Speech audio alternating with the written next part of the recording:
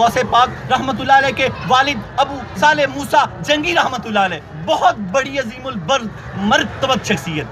آپ صوفی تھے. کیا تھے آپ؟ صوفی تھے. اور صوفی اکثر ہی فقر و فاقے میں رہتا ہے. آپ دریا کے کنارے جا رہے تھے. بڑا خوبصورت واقعہ ہے. صوفی تھے آپ کے والد حضرت غوث پاک کے والد. غوث پاک کا مہینہ یہ نسبتیں ہیں. مہینے سال دن سب اللہ کے ہیں. یہ نسبتیں ہیں. رمضان کا مہینہ روزے رکھنے ہوتے ہیں نا, اللہ کا ہی ہے. سب مہینے یہ نسبتیں ہیں. بڑی عید کا مہینہ, چھوٹی عید, یہ غوث پاک کا مہینہ. غوث پاک کا وصال ہوا اس میں, اس لیے اس کو غوث پاک کا مہینہ کہتے ہیں. اختلاف نہ کیا کریں. ان کے والد ابو صالح موسیٰ جنگی رحمت اللہ علیہ فقر و فاقے کی مستی میں جا رہے ہیں. دیکھتے ہیں کہ سامنے سے ایک سیب آ رہا ہے. شدید بھوک لگی ہوئی تھی آپ کو, اور اللہ نے یہ واقعہ بھی بنانا تھا. آپ نے وہ سیب پکڑ لیا. جب وہ سیب پکڑ لیا, سیب کھا لیا, تو خیال آیا کہ میں نے تو صرف مالک سے پوچھا ہی. اپنے رزق کو پاک کر لیں. جب رزق پاک ہوتے ہیں تو پھر شیخ عبد القادر جیلانی رضی اللہ تعالی عنہ جیسی اولادیں پیدا ہوتی ہیں. سبحان اللہ. اس طرح کی صفات والی اولادیں پیدا ہوتی ہیں. اور آپ نے جب وہ سیب کھا لیا تو آپ کو خیال آیا کہ میں نے تو اس کے مالک سے پوچھا ہی نہیں. آپ اس رستے پہ چل پڑے.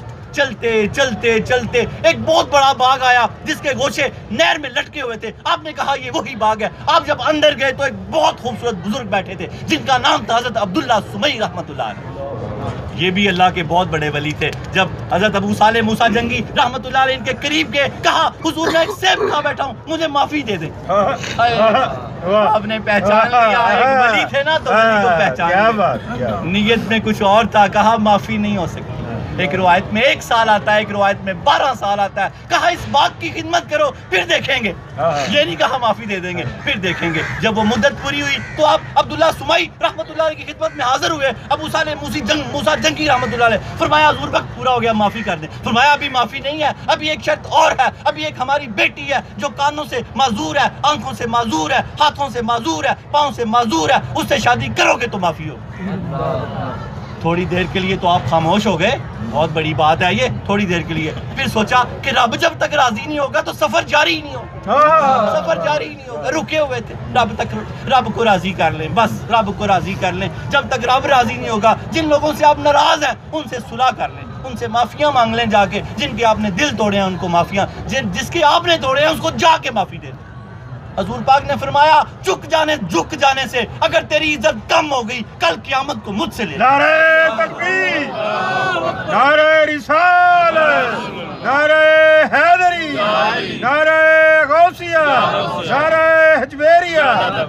آج ہم نے بت بنا لیے ہیں. بت اندر گرا دیں ان بتوں کو, گرا دیں ان بتوں کو. مٹا دے اپنی ہستی کو اگر کچھ مرتبہ چاہے کہ دانا خاک میں مل کر گل و گلزار ہوتا ہے. جن سے زیادتی کی ہے ان سے معافی مانگ لیں. جنہوں نے آپ سے زیادتی کی ہے جا کے معافی دیتے, جا کے معافی دیتے. کیا فرمایا اللہ کے نبی نے؟ آپ اللہ کے نبی سے عشق کرتے ہیں. فرمایا جھک جانے سے, اگر تیری عاجزی سے اگر تیری عزت میں کوئی کمی آ جائے تو کل قیامت میں مجھ سے لے لینا, مجھ سے لے لینا. آج عہد کر کے اٹھو کہ معاف کر دو گے تو سمجھو حضور غوث پاک کا آپ نے 11ویں شریف منا لی, آپ نے ان کا مہینہ منا لیا. اور اگر ایسا نہ کر سکے تو پھر کوشش کرنا کہ اللہ توفیق دے دے. کوشش کرنا تو اللہ ضرور توفیق دے گا.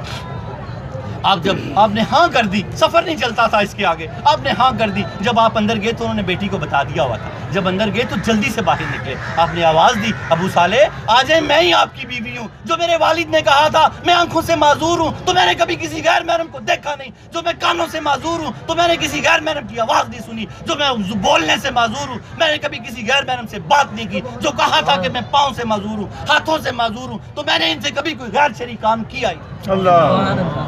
ایسی ماں اور ایسے باپ, اور حافظ قرآن, ہائے ہائے حافظ قرآن, ام الخیر فاطمہ, ام الخیر فاطمہ, اور باپ ابو صالح موسیٰ رحمت اللہ علیہ. اور جب ولادت ہوئی تو اللہ رب العالمین نے شیخ عبد القادر جیلانی رحمت اللہ علیہ اللہ پاک نے عطا فرمائے پاک رزق اور پاک مائیں.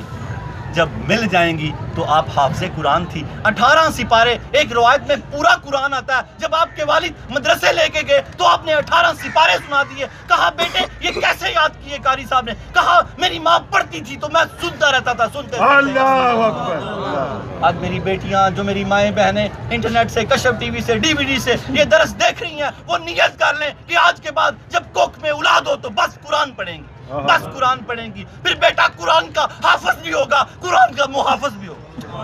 پھر بیٹا قرآن کا حافظ بھی ہوگا، بیٹا قرآن کا محافظ بھی ہوگا. کتابوں میں لکھا ہے ماں نمازی ہوگی رزق حلال گھر آئے گا، یہ بھی شرط ہے. ماں نمازی ہوگی تو بیٹا تہجد گزار ہوگا، ماں تہجد گزار ہوگی تو بیٹا ولی اللہ ہوگا یا غوث ہوگا یا کتب ہوگا. ماں نمازی ہوگی تو بیٹا تہجد گزار ہوگا، ماں تہجد گزار ہوگی تو بیٹا یا ولی ہوگا یا غوث ہوگا یا کتب ہوگا.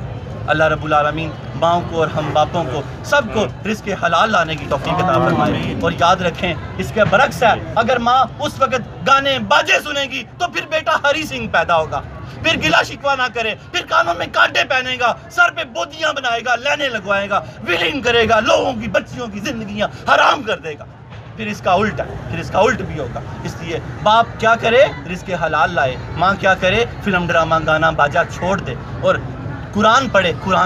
پھر بیٹا شیخ عبد القادر جیلانی کے اوصاف پہ پیدا ہوگا، داتا علی کے اوصاف پہ پیدا ہوگا، محمود غزنوی کے اوصاف پہ پیدا ہوگا، صلاح الدین ایوبی کے اوصاف پہ پیدا ہوگا. اللہ رب العالمین ہمیں دین کو سمجھنے کی، پھر اس پہ عمل کرنے کی توفیق عطا فرمائے.